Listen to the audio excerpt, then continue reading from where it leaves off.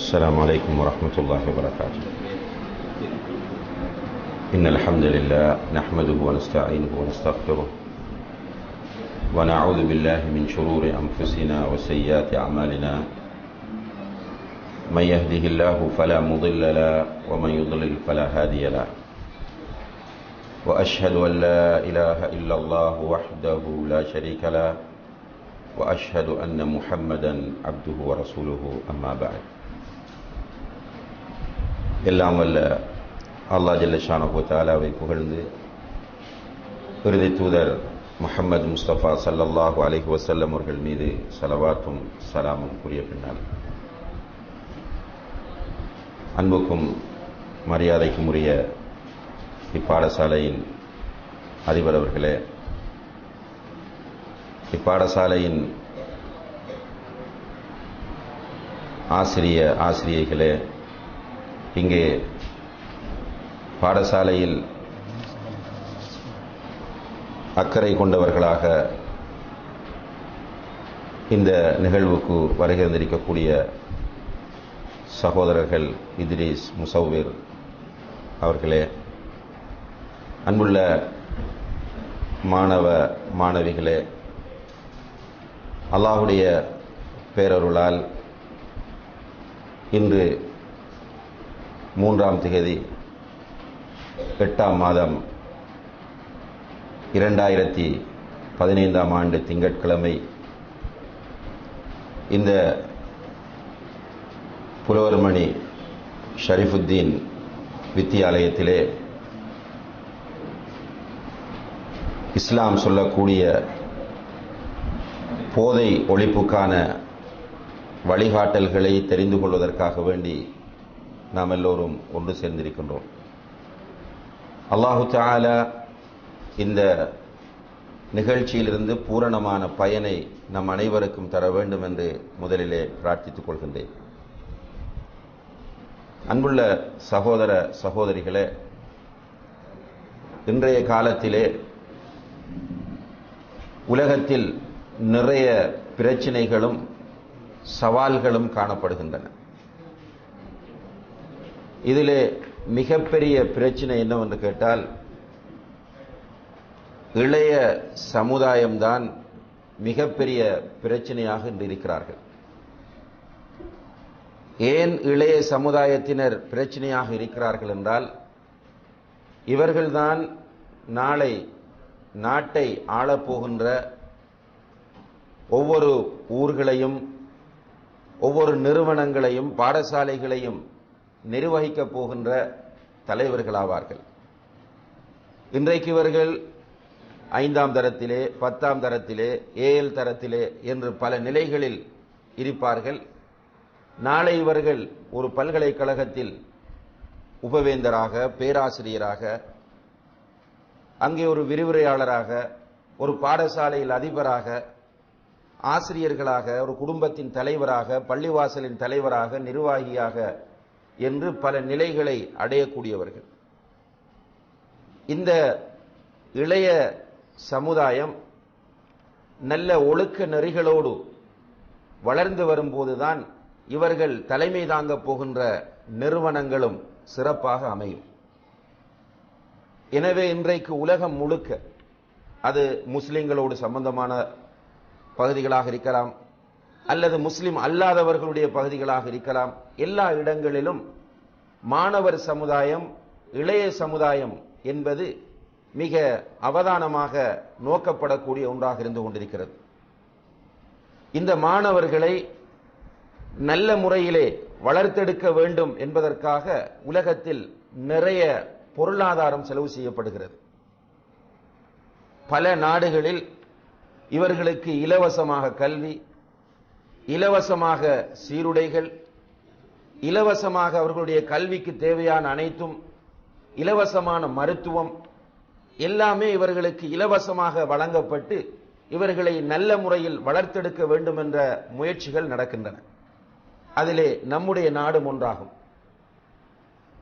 நம்முடைய அண்டை நாடுகளுக்கு நாம் போய் பார்த்தால் இவ்வாறான சிறந்த பாடசாலைகளை ஒரு மாணவன் பெற்றுக்கொள்ள வேண்டுமாக இருந்தால், அந்த பாடசாலையிலே அனுமதி பெற வேண்டுமாக இருந்தால், அவன் அட்மிஷன் பணமாக ஒரு பெருந்தொகை செலுத்த வேண்டும். அதற்கு பிறகு மாதாந்தம் பணம் கட்ட வேண்டும். அவன் புத்தகங்களை காசு கொடுத்து வாங்க வேண்டும். அவனுடைய யூனிஃபார்ம் அனைத்திற்கும் அவனே செலவு செய்ய வேண்டும். ஆனால் இந்த நாட்டிலே எல்லாமே நமக்கு இலவசமாக தரப்படுகிறது. எதற்காக என்று கேட்டால், நாம் இதை பற்றி கவலை இல்லாமல், அந்த தடைகள் எதுவும் இல்லாமல் நல்ல முறையில் கற்று நல்ல ஒழுக்கங்களையும் பண்பாடுகளையும் பெற்றவர்களாக வர வேண்டும் என்பதுதான் இந்த நாட்டு தலைவர்களுடைய, இந்த நாட்டு வழிகாட்டிகளுடைய நோக்கமாக இருந்து கொண்டிருக்கிறது. அன்புள்ள மாணவ மாணவிகளே, இந்த பின்னணியில் இன்றைக்கு உலகத்திலே மாணவர் சமுதாயத்தை எடுத்துக்கொண்டால், மாணவர் சமுதாயம் பெரும்பாலும் ஒழுக்க ரீதியில் வளர்ச்சி அடைவதற்கு பதிலாக வீழ்ச்சி அடைந்து கொண்டிருக்கிற ஒரு துர்ப்பாக்கியமான நிலையை நாம் எல்லோரும் அவதானிக்கக்கூடியதாக இருக்கிறது. ஒரு 15-20 வருடங்களுக்கு முன்னால் நம்முடைய கிராமத்திலே நீங்கள் பார்த்தால், மாணவர்களும் ஆசிரியர்களும் என்ற ஒரு நிலையை பார்க்கும்போது, ஆசிரியர் தூரத்திலே சைக்கிளிலே வந்து கொண்டிருப்பார். இங்கே வருகிற மாணவன் உடனே சைக்கிளை நிறுத்தி ஆசிரியருக்கு மரியாதை செய்வதற்காக வேண்டி சைக்கிளை தள்ளிக்கொண்டு செல்லுவார். ஆசிரியர் வரும்போது மாணவன் உட்கார்ந்திருக்க மாட்டான். ஆனால் இன்றைக்கு என்ன நிலை என்று கேட்டால், மோட்டார் பைக்கிலே ஆசிரியர் வருவார், மாணவனும் மோட்டார் பைக்கில் போவான். சில நேரங்களில் மாணவன் தவறாக டேர்ன் பண்ணும் போது ஆசிரியருடைய பைக்கோடு மோதக்கூடிய ஒரு நிலை ஏற்படும். அப்படி ஏற்படும் போது உண்மையிலேயே ஆசிரியர் தவறு செய்திருந்தாலும் மாணவன் என்ற அடிப்படையில் சார் மன்னித்துக் கொள்ளுங்கள், சாரி சார் என்று சொல்வதற்கு இந்த மாணவன் ஆசிரியரோடு சண்டை செய்கிறான். கடைசியிலே மரியாதை இல்லாத வார்த்தைகளினால் ஆசிரியரை திட்டிவிட்டு செல்லக்கூடிய நிலையை இன்று நம்முடைய சமுதாயத்தில் நாம் பார்க்கிறோம். இதற்கு சில நேரங்களில் சில மார்க்க சாயங்களும் பிழையாக பூசப்படக்கூடிய நிலையையும் நாம் பார்க்கிறோம். என்ன சொல்வார்கள் என்றால், ஆசிரியருக்கு இறங்கி மரியாதை செய்ய வேண்டும் என்று நபிகள் நாயகம் ஸல்லல்லாஹு அலைஹி வஸல்லம் அவர்கள் சொல்லவில்லை. எழுந்து மரியாதை செய்யக்கூடியவர் பாவம் செய்கிறார், எனவே நாங்கள் எழுந்து மரியாதை செய்யவில்லை என்று சொல்வார்கள். உண்மையிலே அல்லாஹ்வுடைய தூதர் ஸல்லல்லாஹு அலைஹி வஸல்லம் அவர்கள் என்ன சொல்கிறார்கள் என்றால், யாராவது ஒருவர் அடுத்தவர்கள் தனக்கு எழுந்து மரியாதை செய்வதை விரும்பினால், நன்றாக ஹதீஸை கவனித்துக் கொள்ளுங்கள், நான் ஒரு ஆசிரியராக இருக்கிறேன், எனக்கு மாணவர்கள் எழுந்து மரியாதை செய்ய வேண்டும், நான் அதிபராக இருக்கிறேன், என்னுடைய ஆசிரியர்கள் எனக்கு எழுந்து மரியாதை செய்ய வேண்டும் என்ற ஆசை என்னுடைய உள்ளத்தில் வருமாக இருந்தால், இப்படி ஆசை வரக்கூடியவர் தன்னுடைய இருப்பிடத்தை நரகத்தில் தேடிக்கொள்ளட்டும் என்று நபி ஸல்லல்லாஹு அலைஹி வஸல்லம் அவர்கள் சொல்கிறார்கள். இது மரியாதையை எதிர்பார்க்கிற ஒரு சமுதாயம் இருக்கக்கூடாது என்பதைத்தான் இஸ்லாம் சொல்லுகிறது. ஆனால் மரியாதை கொடுக்கிறவர்கள் இருக்க வேண்டும்.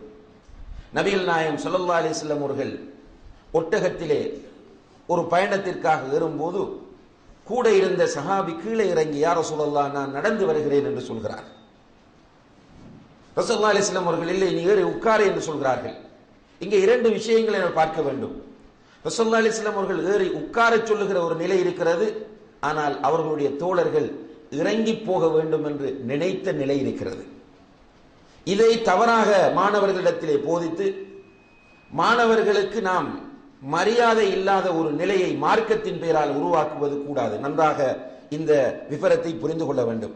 இதனுடைய அர்த்தம், மாணவர்கள் ஆசிரியர் வகுப்பினுள் நுழையும் போது எல்லோரும் எழுந்து அஸ்ஸலாமு அலைக்கும் சார் என்று சொல்ல வேண்டும் என்பதை நான் சரி என்று சொல்லவில்லை. அது இஸ்லாமிய ஏனைய முறைகளிலும் தவறானதுதான்.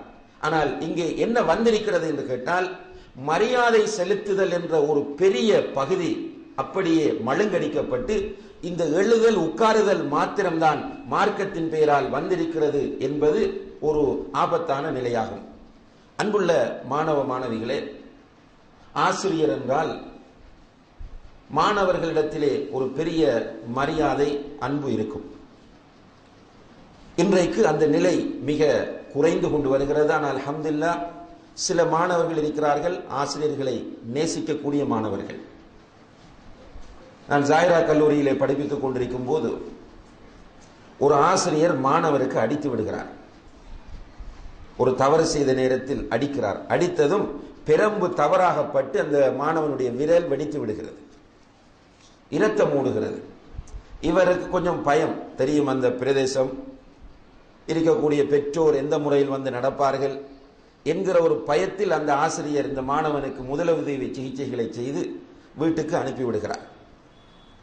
பிறகு 2-3 நாட்களுக்கு பிறகு ஒரு திருமண வீட்டில் இந்த ஆசிரியர் உட்கார்ந்திருக்கும் போது அந்த மாணவனின் தந்தை இந்த ஆசிரியரை நோக்கி வருகிறார். ஆசிரியர் சொல்லுகிறார், இந்த மாணவன் வரும்போது இந்த தந்தை வரும்போது என்னுடைய உள்ளத்தில் ஒரு பயம் இருந்தது. திருமண வீடு, நிறைய பேர் உட்கார்ந்திருக்கிறார்கள், வந்து சத்தமிட்டு என்னை ஏசி என்னை திட்டுவார் என்று பயந்து கொண்டிருக்கும் போது வந்தவர் அஸ்ஸலாமு அலைக்கும் சார் என்று சொல்லி பக்கத்திலே உட்கார்ந்து சொல்லியிருக்கிறார், என்னுடைய மகன் எல்லாம் சொன்னான், ஜஸாக்குமுல்லாஹு ஹைரா என்று அந்த தந்தை ஆசிரியரிடம் சொல்லியிருக்கிறார். இவருக்கு ஆச்சரியம்.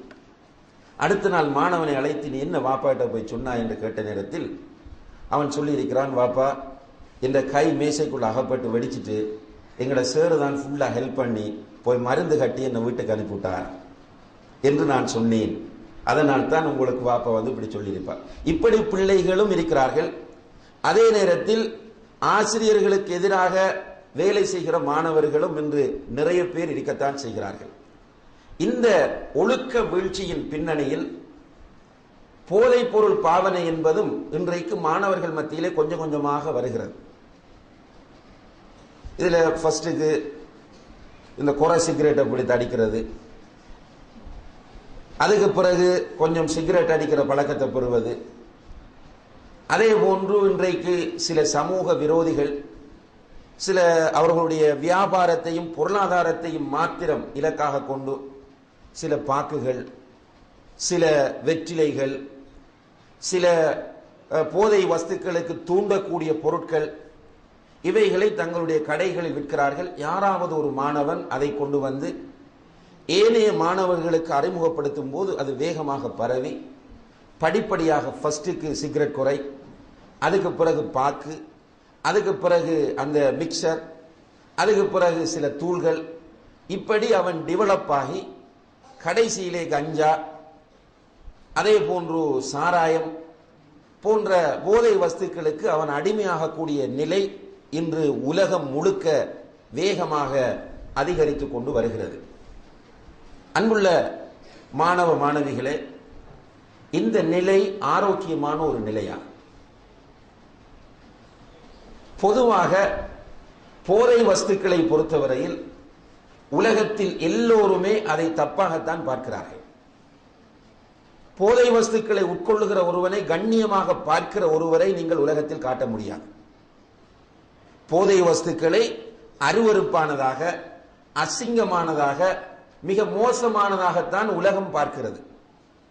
இன்றைக்கு யாராவது ஒரு மாணவன் சிகரெட் குடித்து அகப்பட்டான் என்று சொன்னால் கூட இருக்க படித்துக் கொடுக்கக்கூடிய ஆசிரியர்கள், அதிபர் வந்து மாஷா அல்லாஹ் வெல் டன், நீ நல்ல காரியம் செய்திருக்கிறாய் என்று சொல்கிறார்களா? உங்களுடைய பெற்றோர் உங்களை அழைத்து மாஷா அல்லாஹ் நீ முன்னேறி விட்டாய், சிகரெட் குடிக்கிறாய், நல்ல விஷயம் என்று சொல்கிறார்களா? எல்லோருமே உங்களை ஏசுவார்கள். உங்களை சந்திக்கிற அனைவருமே திட்டுவார்கள். உங்களை பற்றி கேள்விப்படுகிற அனைவருமே உங்களை ஏசுவார்கள். இப்படி ஒரு கேவலமான வேலையை செய்திருக்கிறார்கள். இன்றைக்கு உங்களுக்கு தெரியும், சிலர் குடித்து குடித்து அவர்கள் குடிகாரன் என்ற பெயரில் வரும்போது அந்த குடும்பத்துக்கு அது இழுக்காக மாறுகிறது. அப்ப இந்த போதை வஸ்துக்கள் என்பது உண்மையிலேயே யாருமே அங்கீகரிக்காத ஒன்றாகும். இரவு சில நேரங்களில் யாராவது பெரிய வகுப்பு பிள்ளைகள் இந்த வசந்தம் டிவியிலே முகமூடி நிகழ்ச்சி பார்த்திருந்தால் அவர்கள் இந்த போதை வஸ்துவை பற்றி புரிந்திருப்பார்கள்.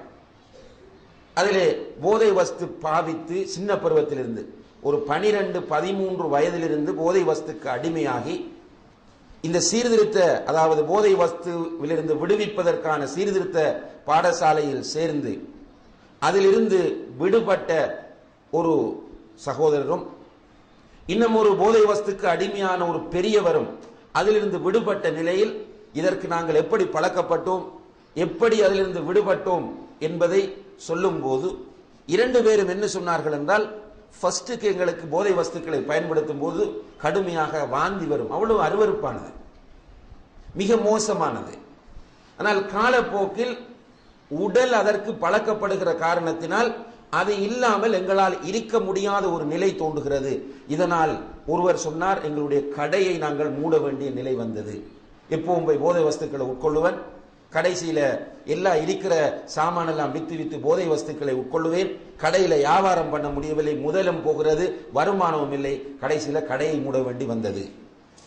அடுத்தவர், நிறைய கஷ்டப்பட்டேன், குடும்பத்தில் நிறைய சோதனைகளை சந்தித்தேன் என்று சொன்னார்.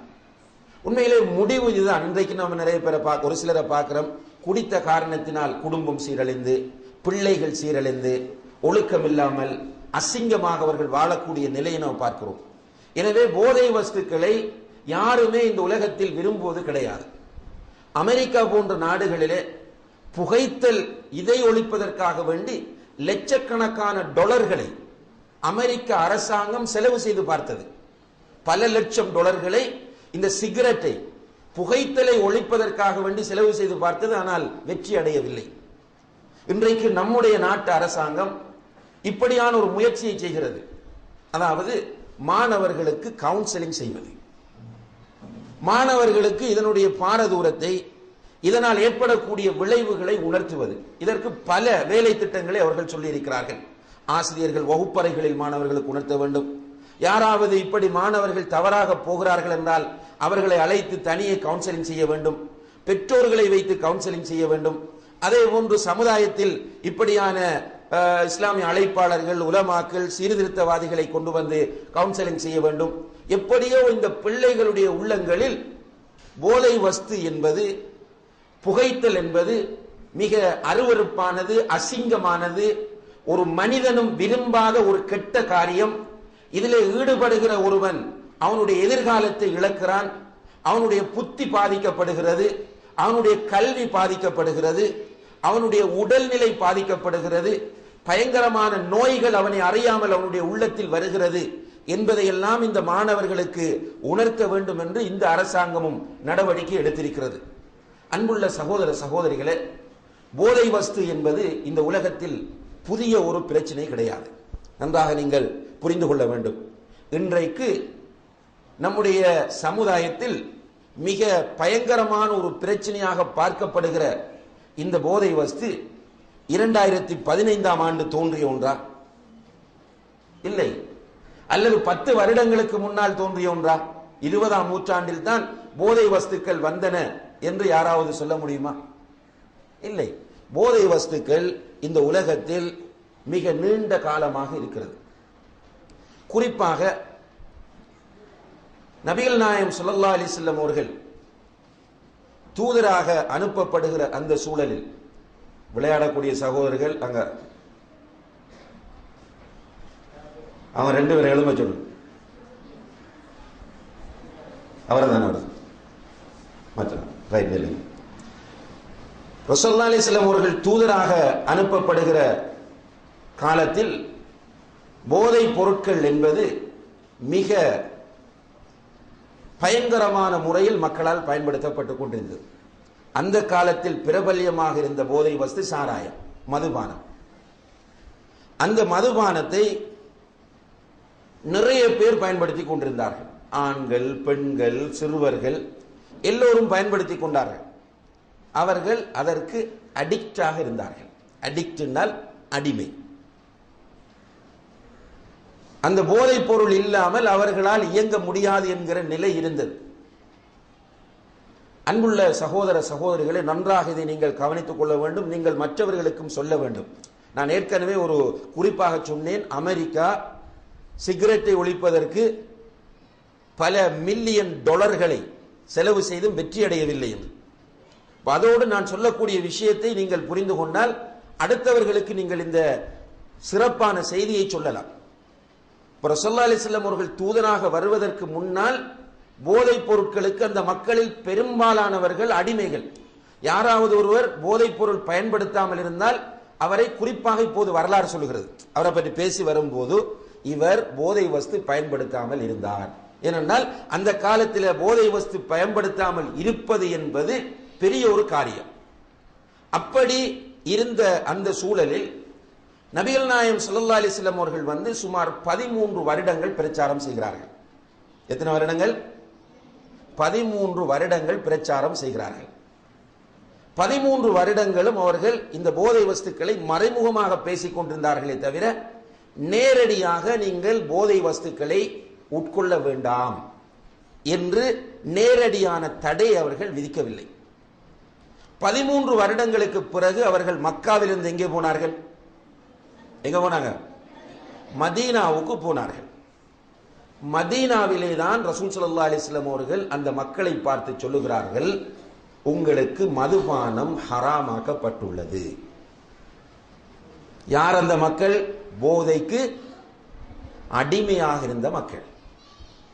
இந்த மக்களுக்கு மதுபானம் ஹராமாக்கப்பட்டு விட்டது என்கிற செய்தி சொல்லப்பட்ட நேரத்தில் விளைவு என்ன, முடிவு என்ன நடந்தது? வீடுகளுக்குள் பெரிய பெரிய கலன்ல ட்ரம்ல சாராயம் காய்ச்சி வைத்திருந்தவர்கள் எல்லோரும் கொண்டு வந்து உடனடியாக வீதிகளிலே கொட்டுகிறார்கள். இது கதை அல்ல, சிறிதான கற்பனையாக சொல்லக்கூடிய ஒரு கதை அல்ல, இது உண்மை. வீதிகளிலே கொண்டு வந்து கொட்டும் போது புகாரியிலே வருகிறது, மதீனாவிலே உள்ள ரோட்டெல்லாம் மது ஆறுகள் ஓடின. எல்லாரும் கொண்டு வந்து அப்படியே கொட்டிட்டாங்க. இப்ப இஸ்லாம் காசு செலவு செய்யாமல், பொருளாதாரத்தை செலவு செய்யாமல் இந்த போதை வஸ்துக்களை ஒழித்து காட்டியது. அப்ப எப்படி ஒழித்தது என்றால், மக்காவில் இருந்த 13 வருடங்களும் நபி ஸல்லல்லாஹு அலைஹி வஸல்லம் அவர்கள் முக்கியமான 3 விஷயங்களை போதித்தார்கள். மக்காவில் இருந்த 13 வருடங்களும் நபி ஸல்லல்லாஹு அலைஹி வஸல்லம் அவர்கள் முக்கிய 3 விஷயங்களை போதித்தார்கள். அந்த 3 தெரிந்தாக்கள் யாராவது இருந்தா பதில் சொல்லுங்க, அவங்களுக்கு பரிசு நான் தருவேன் இன்ஷா அல்லாஹ். முக்கியமான 3 விஷயங்கள், அவர்களுடைய பிரச்சாரத்தின் அடிப்படைகளாக முக்கியமான 3 விஷயங்கள் தான் இருந்தது. மதீனாவில் மக்காவில் தொழுகையை சொல்லல, மக்காவில் நோன்பை பற்றி பேசல, மக்காவில் ஹஜ்ஜை பற்றி பேசல, மக்காவில் ஜகாத்தினுடைய சட்டங்களை பற்றி பேசல, ஹிஜாபை பற்றி பேசவில்லை, மக்காவில் எப்படி ஜனாசாவை குளிப்பாட்டணும் கஃபனிடணும் என்பதை பேசவில்லை. மக்காவில் அவர்கள் பிரச்சாரம் செய்த அந்த பிரச்சாரம் முக்கியமான 3 அடிப்படைகளை கொண்டிருந்தது. யாராவது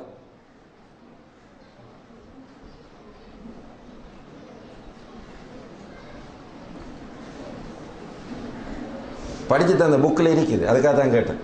இஸ்லாம் புத்தகத்தில் மேல் வகுப்பு மாணவர்களுக்கு, அதாவது 10ஆம் ஆண்டு ஓயில் படிக்கிற மாணவர்களுக்கு தெரியும். சொல்ற ஆளுக்கு 500 ரூபாய் பரிசு இன்ஷா அல்லாஹ்.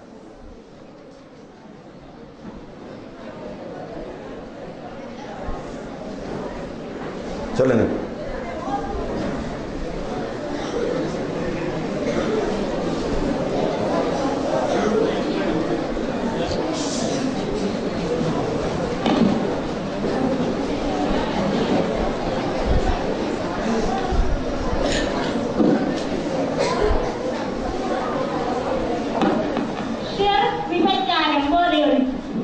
ஷிர்க், விபச்சாரம், போதை ஒழிப்பு என்பது அதுக்குள்ள வரும்.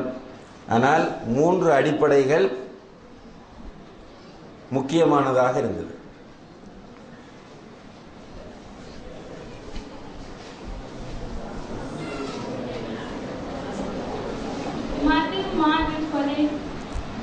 இல்லைன்னா ஒரு குழு தாரணும். முதலாவது வந்து தௌஹீத், மற்ற 2ஐயும் சொல்லுங்க. முதலாவது அடிப்படை அவர்கள் போதித்தது தௌஹீத்.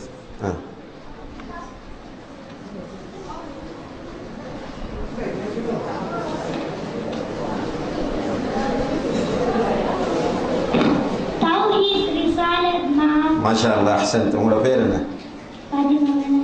பாத்திமா மனா. எத்தனை வகுப்பு?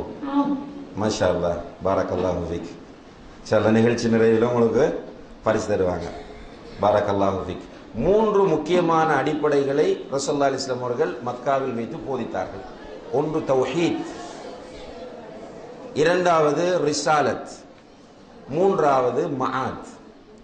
தௌஹீத் என்றால் அல்லாஹ்வை பற்றிய சரியான நம்பிக்கை.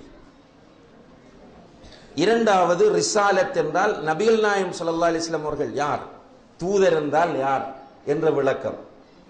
மூன்றாவது மஆத் என்றால் மறுமை. இந்த மூன்றையும் தான் நபி ஸல்லல்லாஹு அலைஹி வஸல்லம் அவர்கள் திரும்ப திரும்ப சொன்னார்கள்.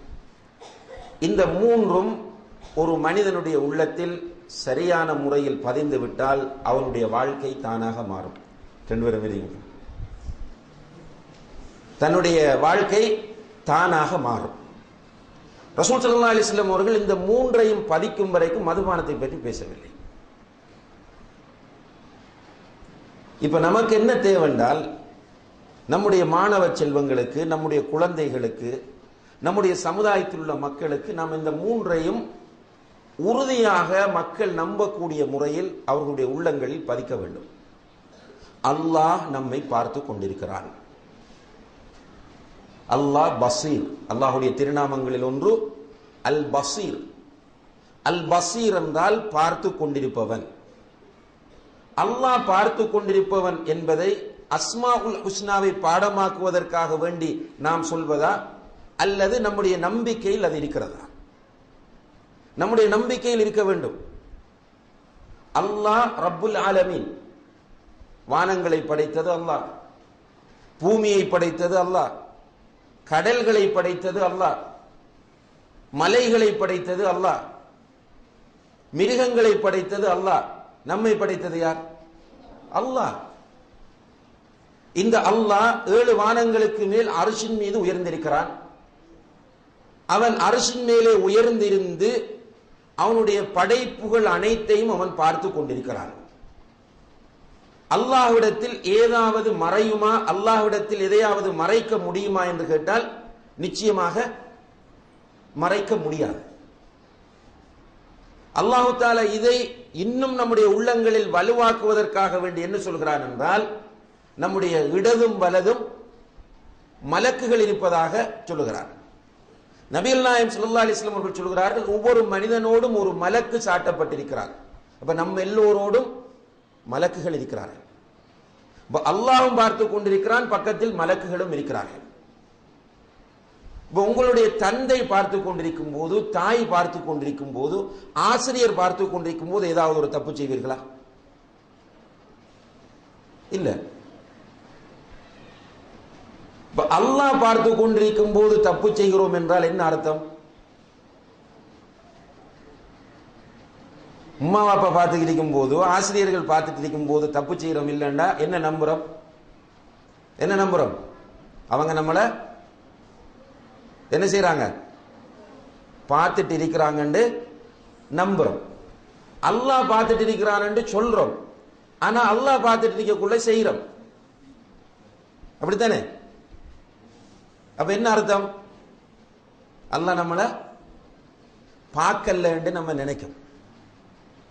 உங்கள் எல்லோருக்கும் தெரிந்த ஒரு பிரபல்யமான சம்பவம் தான், இந்த ஒருவர் போய் ஒருவரிடம், ஒரு சின்ன ஆடு மேய்க்கக்கூடிய பெண்ணிடம் அல்லது பையனிடம் ஒரு ஆட்டை கேட்ட சம்பவம் எல்லாருக்கும் தெரியும். தெரியும் தானே? ஒரு ஆடு, கொஞ்சம் ஆடு ஒரு ஆடு மேய்க்கிறதுக்கு ஒரு பொடியன் எடுத்து விட்டுருக்கிறார். அந்த பொடியன் ஆடு மேய்ச்சிட்டு இருக்கிறார். ஆடு மேய்ச்சிட்டு இருக்கும் போது ஒருவர் போய் கேட்கிறார், இந்த ஆடுகளில் உண்ட எனக்கு தா, நான் உனக்கு காசு தாரன் என்று சொல்லியிருக்கிறார். அவன் சொல்லியிருக்கிறான், இல்லை எங்கட போஸ், எங்கட எஜமானன் வந்து கேட்பார், அடிப்பார் அப்படின்னு சொன்ன உடனே இவர் போனவர் சொல்லியிருக்கிறார், நீ வந்து எனக்கு ஆட்டத்தா, நான் காசத்தாரன், இந்த இடத்துல ஆட்டுக்காரன் இல்லை, ஆட்டுக்கு சொந்தக்காரன் இந்த இடத்துல இல்லை, நீ பின்னேரம் வீட்டுக்கு ஆட்டை சாத்திட்டு போகும்போது அவன்கிட்ட என்ன சொல்லு? ஆட்டை ஓநாய் பிடித்து விட்டது என்று சொல்லு. ஒரு ஆட்டை ஓநாய் பிடித்து விட்டது என்று சொல்லு, உனக்கு காசா பைத்திரும், எனக்கு ஆடா பைத்திரும் என்று சொன்னோன்னு அந்த பொடியன் என்ன சொன்னான்? இந்த இடத்துல இந்த பொஸ் என்ற எஜமானன் பார்க்கல தான், சரிதானே? ஆனால் இந்த இடத்தில் என்னையும் உங்களையும் யார் பார்த்து கொண்டிருக்கிறார்? அல்லாஹ் பார்த்து கொண்டிருக்கிறார். இந்த நம்பிக்கை உள்ளத்தில் வந்தால் நிச்சயமாக நம்ம திரும்புவோம். நம்மகிட்ட இப்படி கெட்ட வணக்கங்கள் வராது. அதே நேரத்தில் அன்புள்ள மாணவ மாணவிகளே, நாம் எல்லாரும் மௌத்தாக வேண்டும். இதுல யாருக்காவது சந்தேகம் இருக்கா? இல்ல, நிச்சயமாக மௌத்தாகும். அல்லாஹ் குர்ஆன்ல சொன்னான், குல்லு நஃப்ஸின் தாயிகத்துல் மௌத். ஒவ்வொரு உயிரும் மௌத்தை அனுபவித்தே தீர வேண்டும். நீங்கள் எங்கிருந்தாலும் மௌத் உங்களை வந்தே தீரும். வலவ் குந்தும் ஃபீ புரூஜின் முஷய்யதா. பலமாக கட்டப்பட்ட கோட்டைகளுக்குள் நீங்கள் போய் ஒளித்துக் கொண்டாலும் மௌத் வரும். அப்ப மௌத் எப்பவும் வரலாம். மௌத்துக்கு வயது எத்தனை என்பது யாருக்கும் தெரியாது. என்ன, இப்ப நம்ம ஊர்ல இப்ப சென்ற வாரம் 2 மையத், ஒரு பிள்ளை 12 வயது பிள்ளை, இன்னும் ஒரு பிள்ளை 13 வயது பிள்ளை. தெரியுமா? ஒன்று அக்பர் ரோட்டில், இன்னும் ஒன்று அல்மனார் ரோட்டில். 2 ஜனாசா. ஒரு பிள்ளைக்கு வயது எத்தனை? 12. இன்னும் ஒரு பிள்ளை மௌத்தாகும் போது 13 வயசு. அப்ப கிழவனானதுக்கு பிறகுதான் மௌத்தாகுவன் என்று யாரும் சொல்ல இல்லாது. மௌத்தானதுக்கு பிறகு நாம் எல்லோரும் மண்ணோடு மண்ணாகி விடுவோம். அதற்கு பிறகு ஒரு வாழ்க்கை நமக்கு கிடையாது. அப்படித்தானே? இல்ல, நாம் எல்லோரும் என்ன நம்புகிறோம் என்றால், மௌத்துக்கு பிறகு நம்மை குளிப்பாட்டி கஃனிட்டு தொழுகை நடத்தி கபரில் கொண்டு போய் அடக்குவாங்க. கபரில் கொண்டு போய் அடைக்கினதுக்கு பிறகு நமக்கு கபரிலே கேள்வி கணக்கு இருக்கிறது. அதற்கு பிறகு மஹ்ஷரிலே நாம் எழுப்பப்படுவோம். மஹ்ஷரிலே கபருக்குள்ள கேள்வி கேட்கிறார்கள். யாரு யாரு கபருக்குள்ள கேள்வி கேட்கிறார்கள்? சொல்லுங்க. முன்கர் நக்கீர், 2 மலக்குகள் கபருக்குள்ள கேள்வி கேட்பாங்க. மஹ்ஷரிலே அன்புள்ள மாணவ மாணவிகளே, இது நம்முடைய ஈமான், நம்முடைய கொள்கை. நன்றாக புரிந்து கொள்ளுங்கள், உங்களோட மனங்கள் ஆழமாக பதித்துக் கொள்ளுங்கள். மஹ்ஷர் என்பது என்னென்றால், அல்லாஹ் உலகத்தை ஒரு நாள் அழிப்பான். அழித்துவிட்டு இந்த பூமியை வேறு பூமியாக மாற்றுவான். வேறு பூமின்னா இந்த பூமியில இப்ப நிறைய மரங்கள், மலைகள், கட்டிடங்கள் எல்லாம் இருக்கு. உலகம் அழியும் போது எல்லாமே தூள் தூளா மாறிடும். பஞ்சுகள் போன்று பறந்து விடும். இதெல்லாம் குர்ஆன்ல அல்லாஹ் சொல்லக்கூடியது. அதற்கு பிறகு அல்லாஹ் இந்த பூமியை வேறு பூமியாக மாற்றுவார். அதை பற்றி ஹதீஸ்களை நம்ம பார்க்கிற நேரத்தில் அந்த பூமி சுடப்பட்ட ரொட்டியை போன்று அல்லது வெள்ளி பாலை போன்று, அதாவது மணல் இருக்காது, மரங்களும் இருக்காது, பில்டிங்ஸ்களும் இருக்காது, கட்டிடங்கள் எதுவுமே இருக்காது. இப்படியான பூமியில் தான் மனிதர்கள் எழுப்பப்படுவார்கள். எப்படி எழுப்பப்படுவார்கள்? எல்லோருமே ஆதம் அலைஹிஸ்ஸலாம் அவர்களுடைய உயரத்தில் எழுப்பப்படுவார்கள் 60 முழம். எல்லோருமே கால்களில் செருப்பில்லாமல், உடம்பில் ஆடை இல்லாமல் நிர்வாணமாக எழுப்பப்படுவார்கள். இப்ப நிர்வாணமாக எழுப்பப்படுவார்கள் என்று சொல்லும் போது டக்கன கற்பனை என்ன வரும்? ஆம்பளை பொம்பளை எல்லாருமா என்ற சந்தேகம் வருமா இல்லையா? ஆயிஷா நாய்க்கு அந்த சந்தேகம் வந்தது. ஆயிஷா நாயகி அல்லாஹ்வுடைய தூதரிடம் இதை சொல்லும் போது கேட்டார்கள், அல்லாஹ்வுடைய தூதரே, ஆண்கள் பெண்கள் எல்லோரும் நிர்வாணமாக எழுப்பப்படுவார்களா என்று கேட்ட நேரத்தில் ரசூலுல்லாஹி அலைஹி வஸல்லம் சொல்கிறார்கள், ஆயிஷாவே, எல்லோரும் அப்படித்தான் எழுப்பப்படுவார்கள். ஆனால் ஒருவரை பார்க்கிற சந்தர்ப்பம் அங்கே இருக்காது.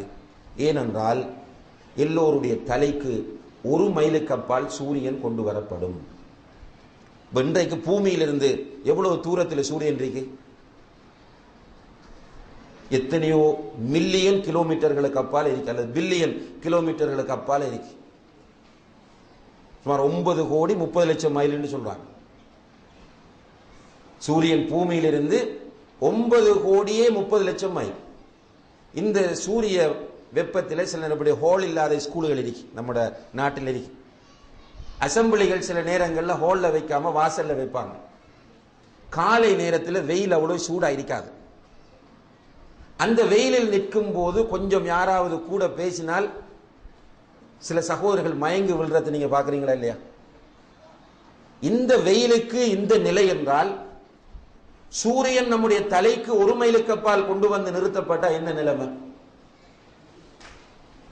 உருகுவோம். என்ன ரசூலுல்லாஹி அலைஹி வஸல்லம் சொல்றாங்க, சிலருக்கு கரண்டை கால் வரைக்கும் வேர்வை இருக்குமா, அவங்களுக்கு வேர்த்து வேர்த்து வேர்வை கரண்டை கால் வரைக்கும்.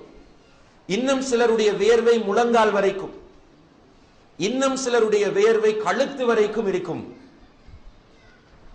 உலகத்தில் 60-70 வருடங்கள் வாழ்ந்திருப்போம். நமக்கு ஆக விருப்பமானால் யாரு உலகத்தில்?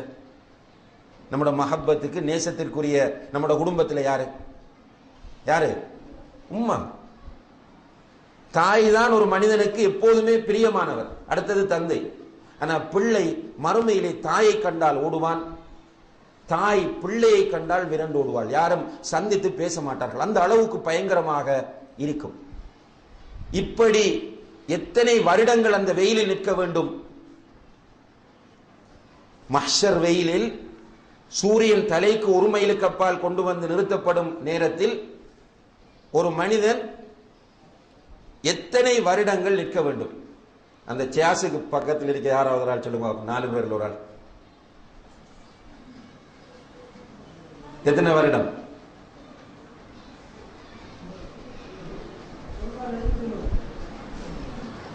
மஹ்ஷர்ல எத்தனை வருடங்கள் ஒருவர் இந்த வெயிலுக்குள் நிற்க வேண்டும்?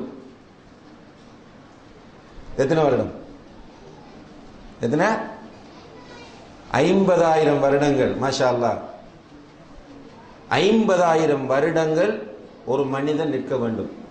இது ஒருவர் நம்பவில்லை என்றால் அவர் முஸ்லிமாக இருக்க முடியாது.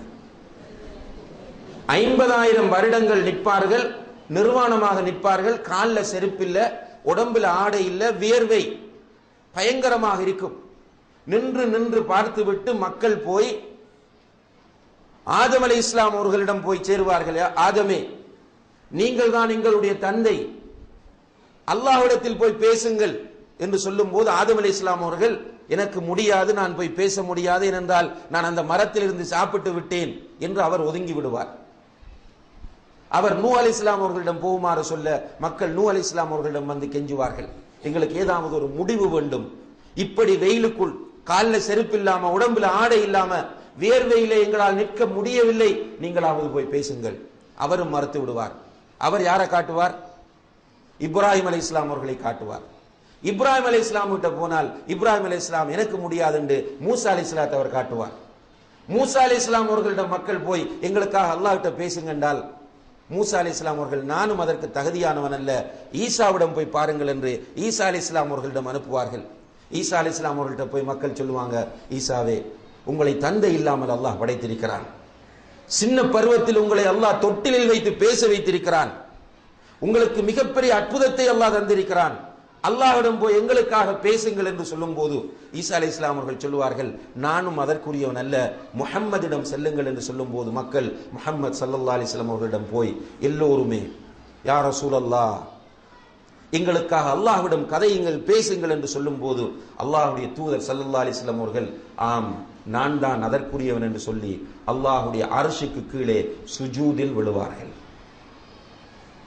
சுஜூதில கீழே விழுந்தவுடனே அல்லாஹ் சொல்லுவான், யா முஹம்மத் இர்ஃபா ரஅஸக், முஹம்மதே, உன்னுடைய தலையை உயர்த்து, இஸ்அல் துஅத, நீ கேள், நீ கேட்பது உனக்கு தரப்படும், வஷ்ஃபா துஷஃபா, நீ ஷஃபாத் செய், உன்னுடைய ஷஃபாத் ஏற்றுக்கொள்ளப்படும் என்று சொல்லும் போது அல்லாஹ்வுடைய தூதர் ஸல்லல்லாஹு அலைஹி வஸல்லம் அவர்கள் எழுந்து அல்லாஹ்விடம் சொல்லுவார்கள், யா அல்லாஹ், இந்த மக்களுக்கு கேள்வி கணக்கை நீ ஆரம்பித்து ஒரு முடிவை அவர்களுக்கு வழங்கு என்று சொல்லும் போது அல்லாஹு தஆலா கேள்வி கேட்பதற்காக வருவான். வந்து ஒவ்வொருவரோடும் நேரடியாக அல்லாஹ் பேசுவான். என்னோடு, உங்களோடு, உங்களுடைய பெற்றோரோடு, நபிமார்களோடு, எல்லோரோடும் அல்லாஹ் நேரடியாக பேசுவான். அல்லாஹ்க்கு முடியுமா? முடியாதா? முடியும். அல்லாஹ் பேசுவான். இடையில மொழிபெயர்ப்பாளர்கள் யாருமே இருக்க மாட்டார்கள்.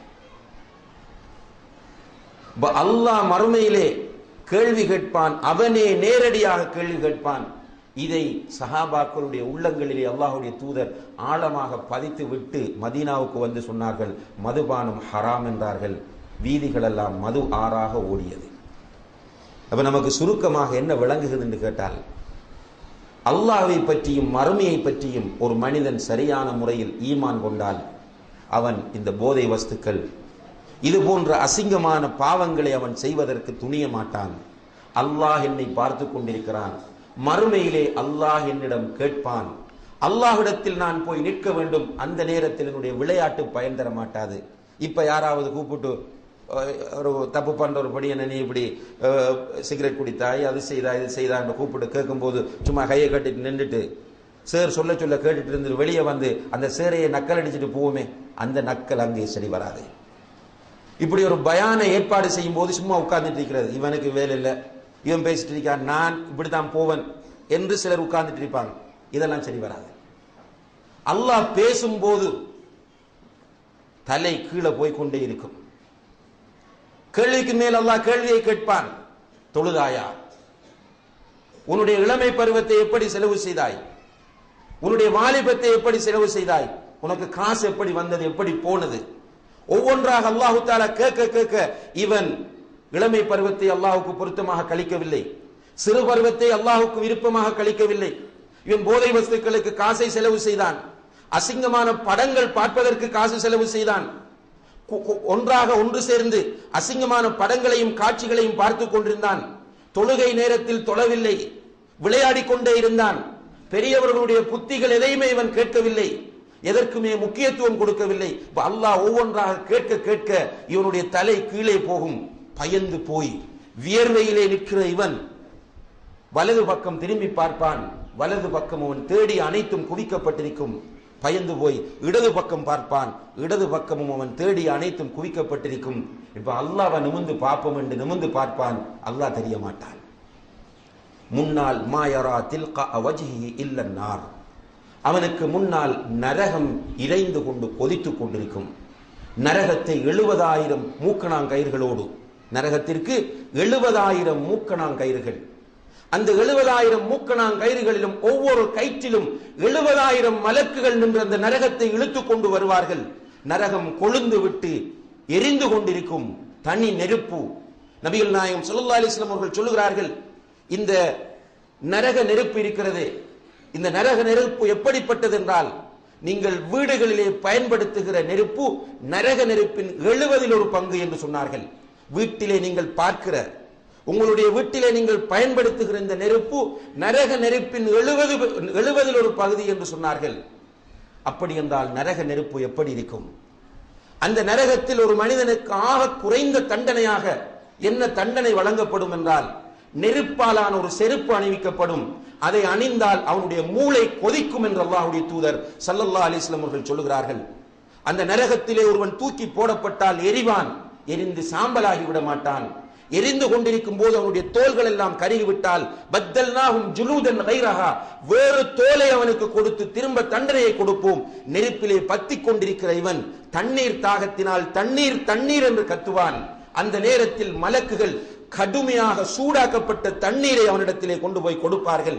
அந்த தண்ணீரை குடிப்பதற்காக அவன் முகத்திற்கு கிட்டே கொண்டு செல்லும் போது அவனுடைய முகம் பொசுங்கி அப்படியே சதைகள் கலண்டு விழுந்துவிடும் என்று அல்லாஹ் குர்ஆனில் சொல்கிறான். இருந்தாலும் தண்ணீர் தாகம் தாங்க முடியாமல் அவன் குடிப்பான்.